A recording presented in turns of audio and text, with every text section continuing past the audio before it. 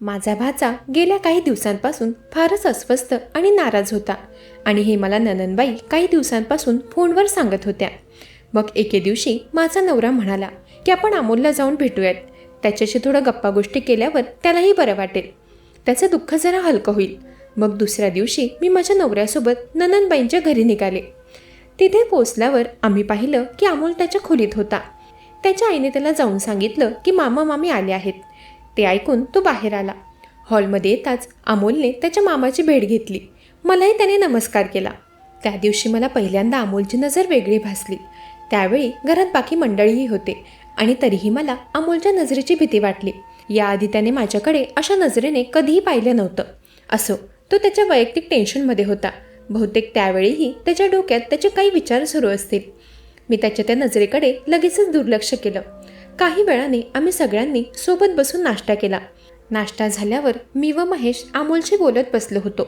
महेश अमोलचं मन मोकळं करण्याचा प्रयत्न करत होता. अमोलच्या दुःखाचं कारण होतं त्याचा डिवोर्स. त्याचं आत्ताच वर्षभरापूर्वी लग्न झालं होतं आणि आता त्याचा डिवोर्सही होणार होता. त्याची बायको त्याच्यासोबत राहायला नकार देत होती. ननंदबाई म्हणाल्या की तिचं घरात मन लागत नाही आणि असली लक्षणं कोणाची असतात हे मला सांगायची गरज नाही, तुम्ही समजू शकतात. माझ्या भोळ्या बाबड्या भाच्यासोबत जेही होत होतं त्याचं दुःख मलाही होतं. तो दिवस ननंदबाईंच्या घरी घालवल्यानंतर आम्ही आमच्या घरी जायला निघालो. पण जाताना महेश असं काही बोलून गेला की त्यामुळे माझं आयुष्य पालटणार होतं. माझा नवरा अमोलला म्हणाला की तू काही दिवस माझ्या घरी चल, थोडं वातावरण बदललं तर तुलाही बरं वाटेल, तू या त्या विचारातून बाहेर पडशील.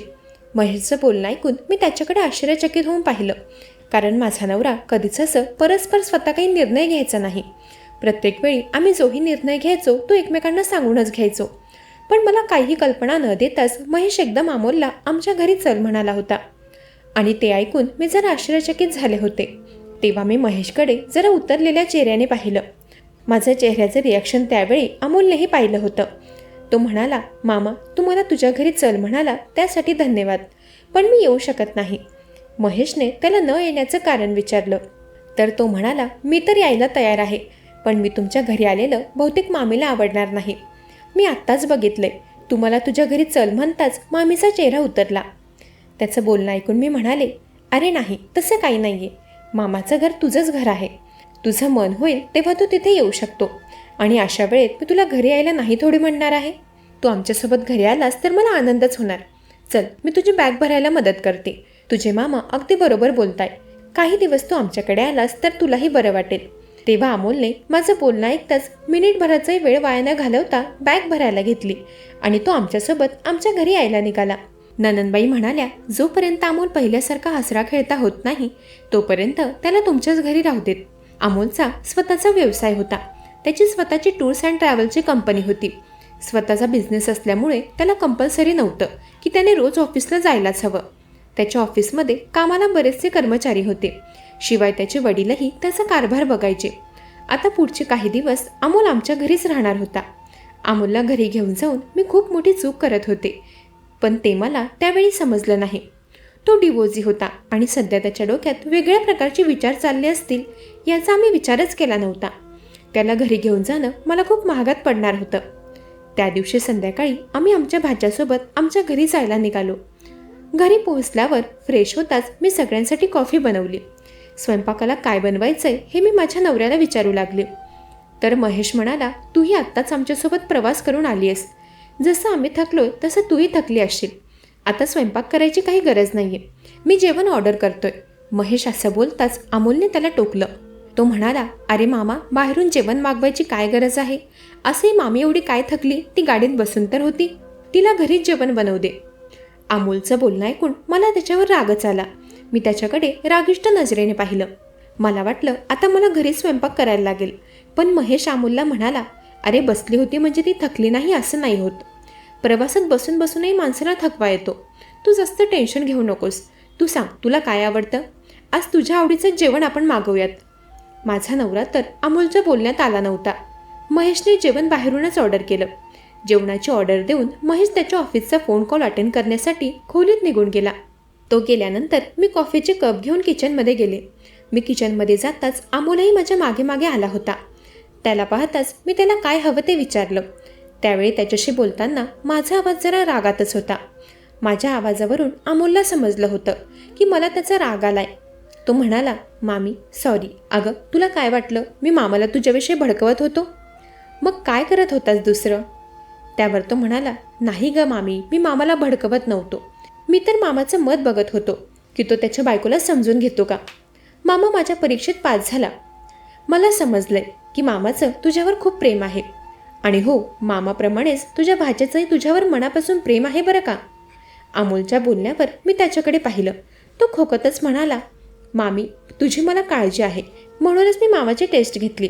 त्यावेळी मी त्याच्या बोलण्यावर विश्वास ठेवला. थोडा वेळ गप्पा गोष्टी करून अमोल त्याच्या खोलीत गेला. काहीच वेळात जेवणाची ऑर्डरही आली. मग जेवण करून आम्ही आपापल्या खोलीत गेलो. दुसऱ्या दिवसापासून माझं आणि माझ्या नवऱ्याचं रोजप्रमाणे कामाचं रुटीन सुरू झालं. महेश सकाळी 10 वाजता त्याच्या ऑफिसला निघाला. महेश गेल्यानंतर घरात मी आणि अमोल होतो. मागच्या 1 महिन्यापासून मी पार्लरचा क्लास जॉईन केला होता. आता अमोल घरी आल्यामुळे मी त्याला घरी एकटं सोडू शकत नव्हते. म्हणून मी 2 दिवस पार्लरमधून सुट्टी घेतली. 2 दिवस मी अमोलला आमचं शहर फिरवलं. अमोलही थोडा खुश दिसत होता. 2 दिवसांनंतर माझी सुट्टी संपली. 3ऱ्या दिवशी मी माझ्या वेळेत क्लासला गेले. जाताना मी अमोलला सॉरी म्हणाले. तो आमच्या घरी पाहुणा म्हणून आला होता. पाहुण्यांना असं घरी एकटं सोडून जात नसतात हे मला ठाऊक होतं. पण मी रोज रोज तर सुट्टी घेऊ शकत नव्हते. असेही आता माझ्या क्लासचे काहीच दिवस राहिले होते. अमोलने तो घरी एकटाच आहे याबद्दल काही तक्रार केली नव्हती. उलट तो घरी काही काम राहिले असेल तर ते करून ठेवायचा. संध्याकाळी मी घरी आल्यावर तो माझ्यासाठी गरमागरम चहा घेऊन यायचा. मला तर असं वाटतच नव्हतं की घरी कोणी पाहुणा आला आहे. बघता बघता अमोलला घरी येऊन 10 दिवस झाले आणि आता त्याच्यासमोर त्याच्या मामाचं दुसरं रूप येऊ लागलं होतं. त्या दिवशी रात्री काय झालं कुणास ठाऊक, महेशने अचानकच माझा मोबाईल घेतला आणि तो माझा मोबाईल बघू लागला. त्यानंतर तो मला म्हणाला की उद्यापासून पार्लरच्या क्लासला जाणं बंद कर. मी त्याचं बोलणं ऐकून जरा शॉकमध्येच पडले होते. पण त्यावेळी मी त्याचं बोलणं एवढं मनावर घेतलं नाही आणि दुसऱ्या दिवशी मी माझ्या वेळेत पार्लरमध्ये गेले. परंतु त्या रात्री मी विचारही केला नव्हता असा गोंधळ झाला. रात्री मी खोलीत जाताच महेश माझ्यावर ओरडला. तो म्हणाला, मी तुला सांगितलं होतं ना की पार्लरचे क्लास बंद कर म्हणून. तुला माझं बोलणं समजत नाही आहे वाटतं. त्यावेळी महेशचा आवाज फारच जोरात होता आणि मी तेव्हा खोलीचा दरवाजाही लावला नव्हता. मी दरवाजा लावणार होते तोच महेशने बडबड करायला सुरुवात केली होती. त्याच्या वाढत्या आवाजाला मी फार घाबरले. माझ्या डोळ्यातून अश्रू येऊ लागले. मी रडतच म्हणाले, महेश एवढ्या जोराने ओरडू नकोस. आपल्या घरात आपण दोघेच नाही आहोत. तुझा भाचाई आता या वेळेला या घरातच आहे. त्याने जर तुझं हे रूप पाहिलं तर तू काय विचार करेल. प्लीज शांत हो. बरं तुला हेच हवंय ना की मी क्लासला जाऊ नये. ठीक आहे, मी क्लासला जाणं बंद करते. पण प्लीज शांत हो.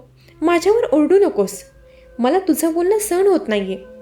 तेवढं बोलून मी रडतच माझ्या खोलीतून बाहेर आले. मी बाहेर हॉलमध्ये आले तर मला अमोल तेथे बसलेला दिसला. त्याचा चेहरा मला उतरलेला दिसला. बहुतेक त्यानेही त्याच्या मामाचं बोलणं ऐकलं होतं. तो माझं सांत्वन करण्यासाठी पुढे येऊ लागला. पण मी हाताच्या इशाऱ्याने त्याला थांबवलं. माझ्याशी आता काही बोलू नको असं मी त्याला इशारा केला आणि पळतच टेरेसवर गेले. त्या रात्री मी माझ्या खोलीत आलेच नव्हते. मी टेरेसवरच्या खोलीतच पूर्ण रात्र घालवली होती. दुसऱ्या दिवशी मी पार्लरच्या क्लासला गेले नव्हते. घरात माझं कशातच मन लागत नव्हतं. मी फार शांत होते. अमोलसारखा माझ्या मागे पुढे फिरत होता. मामी अगं काय झालंय, एवढं का नाराज आहेस? चल आपण तुझ्या आवडीचा मूव्ही बघूयात, नाहीतर तुझ्या आवडीच्या ठिकाणी फिरायला जाऊयात, असं तो सारखं बोलत होता. पण मी त्याच्या एका गोष्टीवरही होकार भरला नाही. पुढे 2 दिवसांनी रविवार होता. रविवारच्या दिवशी माझा नवरा घरीच होता. मला माझ्यातील आणि महेशमधील भांडण संपवायचं होतं म्हणून मी समोरून पुढाकार घ्यायचं ठरवलं. त्या दिवशी मी महेशला आवडते ती साडी नेसली व छान तयार झाले. खास मी महेशच्या आवडीचा नाश्ताही बनवला. जेव्हा मी नाश्त्याची प्लेट त्याच्यासमोर घेऊन गेले तेव्हा मला पाहताच महेश फार खुश होईल असं मला वाटलं होतं. तो समोरून मला शॉपिंगला चल म्हणेल असं मला वाटलं होतं. पण तसं काहीही झालं नाही. मी विचार केला होता सगळं काही त्याच्या उलट झालं. महेश माझ्यावर ओरडला. तो म्हणाला, घरात एवढं नटून ठटून का फिरत आहेस? तुला तर कोणाला दाखवायचंय? आपल्या लग्नाला 1 वर्ष झालंय. हे असं सजून नटून आता कोणाला दाखवायला चाललीस? हे सगळं काही तुझ्या मोबाईलमुळे होतंय. मी तुला जी सूट दिली आहे त्यामुळेच तू तुझी मनमर्जी करू लागलीस. तेव्हा महेशने माझा मोबाईल जोराने फरशीवर आपटला. महेशचं ते वागणं माझ्या मनाला लागलं, इतकं की त्यावेळी माझ्या तोंडून एक शब्दही बाहेर पडला नाही. फक्त डोळ्यातून गळागळा अश्रू वाहत होते. त्यावेळी अमोल डायनिंग टेबलवर नव्हता. तेव्हा मी अश्रू काळातच किचनमध्ये निघून गेले. किचनमध्ये एका कोपऱ्याला जाऊन मी रडू लागले. तेव्हाच मागून एक हात आला, मला सावरणारा हात. अमोल तिथे आला होता. तो म्हणाला, मामी, मामा तुझ्यासोबत असंच वागतो का गं? मी त्याला म्हणाले, अरे तू तर आता डायनिंग टेबलवर नव्हतास, मग तुला कसं समजलं मामा आणि माझ्यात वाद झालेत ते? अमोल म्हणाला, मी खोलीतून बाहेरच येत होतो, तेवढ्यात तुमच्यात वाद सुरू झाले. मी माझ्या खोलीच्या दरवाजातून सगळं काही पाहिलंय. मला मामाचं बोलणं अजिबात पटलं नाही. थांब, मी आत्ताच त्याला 2 शब्द सुनावतो. मी त्याला तुझी माफी मागायला लावेल. तेव्हा मी अमोलला थांबवलं. मी त्याला म्हणाले, राहू दे, तू त्यांना काही बोलू नकोस. त्यांना बहुतेक ऑफिसचा काहीतरी ताण असेल, तोच राग माझ्यावर निघाला असेल. तेव्हा अमोलने माझे अश्रू पुसले. तो म्हणाला, मामी, खरंच तू ग्रेट आहेस. तुझ्यासारख्या बायकोची किंमत मामाला नाहीये. पण तू टेन्शन घेऊ नकोस, मी मामाला तुझी किंमत समजावून राहील. तेव्हा अमोल बोलत तर माझ्या बाजूने होता, पण त्याच्या मनात माझ्या बाबतीत काही वेगळंच चाललं होतं आणि हे मला त्यावेळी लक्षात आलं नाही. पण त्या दिवशी जेही झालं ती गोष्ट माझ्या मनाला फार लागली होती. मी आता माझ्या नवऱ्याशी स्वतःहून तर बोलणार नाही हे मी ठरवलं होतं. आम्ही आमच्या भाच्याला टेन्शन फ्री करण्यासाठी आमच्या घरी घेऊन आलो होतो, परंतु आता तोच बिचारा त्याचं टेन्शन बाजूला ठेवून मला सांभाळण्याचा प्रयत्न करू लागला होता. महेशला माझ्या मनाचा जराही विचार नव्हता. तो तर त्याच्याच रुबाबात वावरत होता. त्याने रात्री जेवण करत असताना एका वाक्यात मला सांगितलं की काही दिवसांसाठी मी बाहेरगावी जात आहे, माझी बॅग भरून ठेव. मला आता त्याचं एकही काम करायचं नव्हतं, परंतु अमोलसमोर जास्त विषयही वाढवायचा नव्हता. म्हणून मी माझं मन नसतानाही महेशची बाहेरगावी जाण्याची बॅग भरली. दुसऱ्या दिवशी तो बाहेरगावी जायला निघाला. जाताना तो त्याच्या भाच्याला सांगून गेला, तुझ्या मामीची काळजी घे. तो काळजी घे सांगून गेला की माझ्यावर लक्ष ठेव सांगून गेला होता हे मला समजलं होतं. पण महेशलाही ठाऊक नव्हतं की तू चोराच्या हातात किल्ली देत आहे. त्याचा भाचा त्याच्या मामीची एवढी काही काळजी घेणार होता की मामीला मामाने दिलेल्या दुःखाचा विसर पडणार होता. महेश गेल्यानंतर अमोल मला म्हणाला, मामी, आता मामा घरी नाहीये, प्लीज आता तरी चेहऱ्यावर असं खोटं हसू ठेवू नकोस, जरा मनापासून हस. अमोल मला हसवण्याचे फार प्रयत्न करत होता. मी खुश राहावी म्हणून त्याने स्वतः कुकिंगही केली होती. त्याने माझ्यासाठी केक बनवला होता. केक बनवताना त्याने माझी थोडी थोडी मदत घेतली. त्याच्या त्या नवीन उपक्रमामध्ये मी थोड्या वेळासाठी का असेना रमून गेले होते. अमोल माझ्याशी फार गप्पा करत होता. त्याच्याशी बोलत असताना माझे हात आपोआप माझ्या पार्लरच्या प्रॅक्टिसमध्ये रमले आणि ते अमोलनेही पाहिलं होतं. तो म्हणाला, मामी, तुला तुझ्या पार्लरच्या कोर्सची आठवण येते वाटतं. त्याचं माझ्याकडे लक्ष जाताच मी हात थांबवले व त्याला नाही नाही म्हणाले. तो म्हणाला, अगं मामी, एवढं घाबरतेस काय? मी मामाला काही सांगणार नाहीये. तू चुकीचं काय करत आहेस? उगाचच घाबरू नकोस. अमोल म्हणाला, तुला तुझ्या पार्लरच्या कोर्सची आठवण येते ना? तू एक काम कर, तू मला फेशियल करून दे, म्हणजे तुझीही प्रॅक्टिस होईल आणि मलाही थोडं रिलॅक्स वाटेल. मी प्रॅक्टिस करता काही प्रोडक्ट घरी आणले होते. तेव्हा मी लगेचच त्याला फेशियल करून देण्यासाठी होकार भरला. माणूस त्याचं आवडतं काम करण्यासाठी नेहमीच उत्सुक असतो. मीही फार उत्सुक होते. तेव्हा लगेचच मी फेशियलचं सगळं सामान काढलं. अमोलही फेशियल करण्यासाठी माझ्या समोर येऊन बसला. मी त्याचं फेशियल करत होते तेव्हा माझं आवडतं काम करताना मला फार आनंद मिळत होता. फेशियल झाल्यानंतर अमोलने माझ्या कामाचं फार कौतुक केलं. तो म्हणाला, मामी, तुम्ही फेशियल करून दिल्यामुळे मला फार रिलॅक्स वाटतंय. बऱ्याच दिवसांनंतर मी माझं आवडतं काम केलं होतं व कौतुकही मिळवलं होतं. तेव्हा मी अमोलला धन्यवाद म्हणाले. मी म्हणाले, अमोल, थँक्यू. तुझ्यामुळे मी थोडा वेळ का होईना माझं आवडतं काम करू शकले. तो म्हणाला, अगं मामी, थँक्यू कशाला? तेव्हा त्याला अचानक काय झालं कोणास ठाऊक. तो माझ्याकडे बघत म्हणाला की मामी, बघ ना, नियती कशी असते. कोणाला नवरा चांगला मिळत नाही तर कोणाला बायको चांगली मिळत नाही. मला समजत होतं की तो कोणाबद्दल बोलत होता. त्याचा डिवोर्स होणार होता आणि गेल्या काही दिवसांपासून माझ्यात व माझ्या नवऱ्यामध्येही वाद चालले होते. मी त्याची समजूत घालणार तोच तो पुढे म्हणाला की मामी, तुला नाही वाटत का की आपल्या जोड्या चुकीच्या लागल्यात? मी म्हणाले, अमोल, तुला नेमकं काय म्हणायचंय? तो म्हणाला, अगं काही नाही, सोड. तू फेशियल छान केलंयस. पुन्हा एकदा खूप धन्यवाद. एवढं बोलून तो तिथून निघून गेला. जाताना अमोलच्या चेहऱ्यावरचं हास्य वेगळ्याच प्रकारचं होतं. त्या दिवसानंतर अमोल आणि माझी मैत्री नकळत वाढू लागली. तो मला आनंदी ठेवण्यासाठी बरेच वेगवेगळे उपक्रम करायचा. कधी काहीतरी नवीन पदार्थ बनवण्यासाठी माझ्यासोबत किचनमध्ये यायचा. माझ्याशी भरपूर गप्पा गोष्टी करायचा. एकदा मी त्याच्यासमोर त्याच्या बायकोचा विषय काढला तर त्याने मला पहिल्या वाक्यातच थांबवलं. तो म्हणाला, मामी हा विषय नको, सध्या तरी मी तुझ्या आणि माझ्या मैत्रीत खुश आहे. मला प्लीज नाराज करू नकोस. मला त्याला नाराज करायचं नव्हतं म्हणून मी तो विषय तिथेच थांबवला. पुढे 2 दिवसांनंतर अमोल म्हणाला, मामी माझं डोकं फार दुखतंय, मला जरा तेल मालिश करून दे ना. त्या दिवशी तू फेशियल केलंस त्याने मला फार बरं वाटलं होतं. मी त्याला डोक्याची मालिश करून देण्यासाठी होकार भरला. काही वेळातच त्याला माझ्या मालिश करण्यामुळे झोप आली होती. मग मीही त्याला झोपेतून उठवलं नाही. आता माझ्या नवऱ्याला बाहेरगावी जाऊन 5 दिवस झाले होते. आठवड्याभरासाठी महेश बाहेरगावी गेला होता. त्याला माझ्यावर एवढा कसला राग होता मला कळत नव्हतं. गावी गेल्यापासून त्याने मला एक कॉलही केला नव्हता. तो त्याच्या भाच्याशी बोलायचा. जर माझ्या नवऱ्याला माझ्याशी बोलायचं नव्हतं तर मग मीही का पुढाकार घ्यावा. मीही त्याच्याशी बोलत नव्हते. पण त्या 5 दिवसातच माझी आणि माझ्या भाच्याची मैत्री फारच वाढली होती. परंतु मी ज्याला मैत्री समजत होते ते अमोलच्या नजरेत असं काही नातं असेल याचा मी विचारही केला नव्हता. पुढच्या दिवशी तो असं काही वागणार होता ज्याचा मी स्वप्नातही विचार केला नव्हता. दुसऱ्या दिवशी सकाळी माझ्या घरातील कामं लवकर आटोपली. गेल्या 2 दिवसांपासून अमोल मला बाहेर फिरायला जाण्यासाठी फारच आग्रह करत होता. मग त्या दिवशी माझ्याकडे दिवसभराचा मोकळा वेळ होता. मी त्याला बाहेर जाण्यास होकार भरला. त्याने ऑनलाईन गेमिंग झोनचे तिकीट बुक केले. रेस्टॉरंटमध्ये आम्हा दोघांसाठी खास टेबलही बुक केला. त्या दिवशी मी छान तयार झाले. मी बॅचलर मुलींप्रमाणे ड्रेसिंग केलं होतं. बऱ्याच दिवसांनंतर मी घरातून बाहेर जाणार होते, त्यामुळे मी माझा आवडता ड्रेस परिधान करून त्यावर थोडा हेवी मेकअप केला. मला त्या नव्या अंदाजात पाहून अमोल तर वेडाच झाला होता. तो मला बघतच बसला. म्हणाला, मामी तुला बघून वाटतच नाही की तू विवाहित आहेस. तू अजूनही कॉलेज गर्ल दिसतेस. त्याने केलेल्या प्रशंसेमुळे मी अजूनच निखरले. काहीच वेळात आम्ही गेमिंग झोनमध्ये पोहोचलो. मी गेमिंग झोनमध्ये खूप मज्जा केली. बराच वेळ आम्ही तिथेच घालवला. अमोलने माझे बरेच फोटो क्लिक केले होते. मग 2 तास गेमिंग झोनमध्ये घालवल्यानंतर अमोल मला जेवणासाठी रेस्टॉरंटमध्ये घेऊन आला. त्याने आमच्यासाठी स्पेशल टेबल बुक केला होता. लाईटिंग, माझ्या नावाचा केक, सगळं काही होतं तिथे एकदम परफेक्ट.